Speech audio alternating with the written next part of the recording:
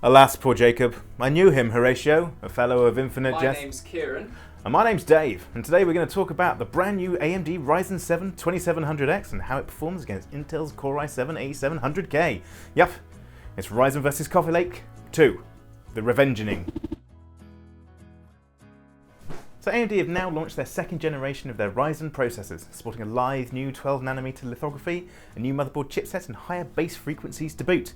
It's the inevitable maturation of the Ryzen range and is definitely more of an evolution than a new revolutionary processor. This isn't Zen 2, this is a Zen Plus design that's essentially been created using the same Zen architecture, but it's based on GlobalFoundries' new 12nm production process. But that's no bad thing.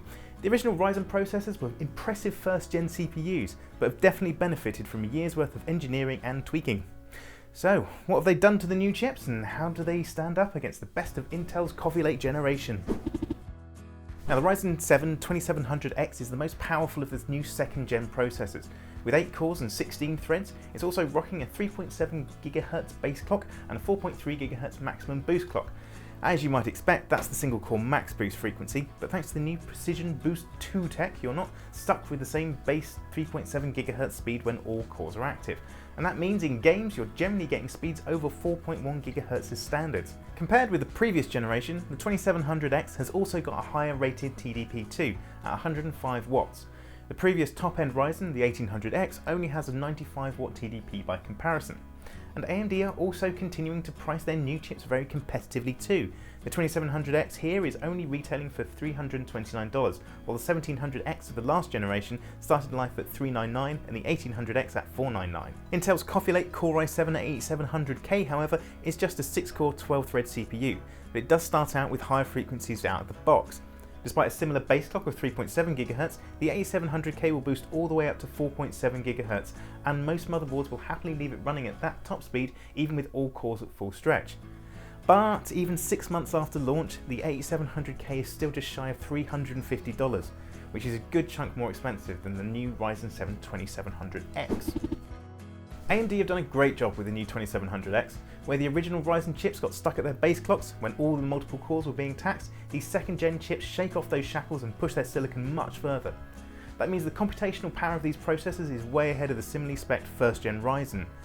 Putting this current top Ryzen 2's chip against the best of the originals has the 2700X tangibly outperforming the 1800X in CPU benchmarking tests.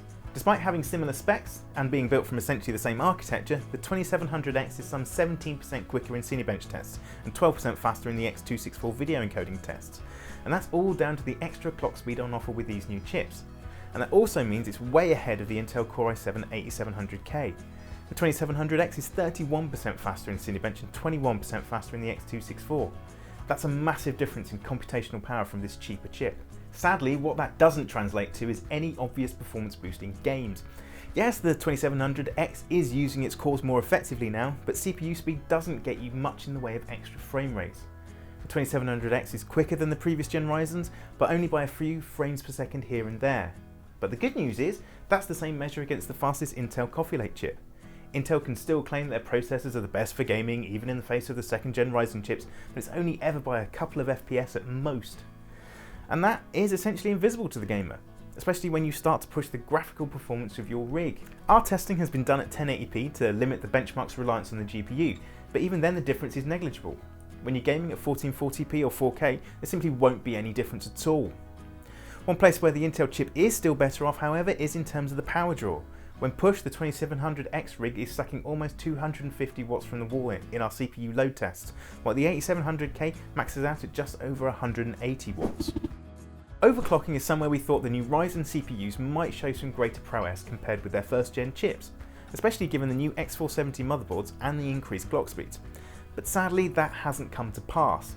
With the 2700X, the highest we can clock the chip to is the 4.3 GHz single-core max.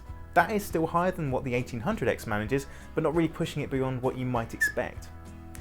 Of course, having all 8 cores and 16 threads hitting 4.3 GHz gives you some serious computational performance, but single core clock speed is the only thing that's likely to change your gaming frame rate. The difference between a game running at 4.15 GHz and 4.3 GHz is pretty negligible, and that's where Intel's 8700K's ability to game at 5.2 GHz makes it a bit more of a winner. Though again, only in the games where CPU performance really matters. In GPU-centric games, such as Far Cry 5 for example, it's really only the minimum frame rates that show any decent improvement. But what is better is the Civilization 6 turn time. The overclocked 8700K is a whole second faster in the more AI-centric benchmark.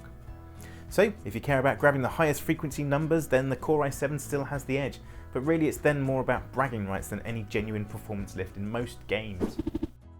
AMD's Ryzen 7 2700X is a mighty impressive Wii chip. The Red Team have fixed the main issues we had with the original Ryzen processors and are now giving us the CPU's full power more of the time.